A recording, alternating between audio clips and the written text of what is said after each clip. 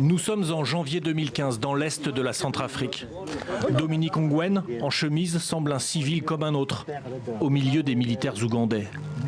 Il était quelques jours plus tôt l'un des hommes les plus recherchés du monde, commandant d'une brigade de la LRA, un groupe armé destructeur et ultra-violent. C'est une prise d'importance pour la communauté internationale. Son transfert à La Haye est très médiatisé. Cela fait 10 ans qu'un mandat d'arrêt a été émis. Son procès commencera en décembre 2016. Ce sont ses premiers mots. Il raconte son histoire, celle d'un enfant soldat, celle d'un gamin kidnappé par l'armée de résistance du Seigneur, comme des milliers d'autres. J'ai été enlevé quand j'étais jeune. Petit, j'ai été entraîné à être un soldat. En tant que soldat, c'était mon devoir de faire ce que j'ai fait, tuer et tout le reste. C'était comme un devoir.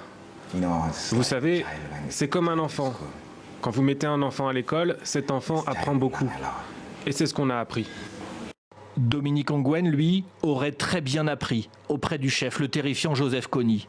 Des milliers de personnes sont mortes sous leurs coups.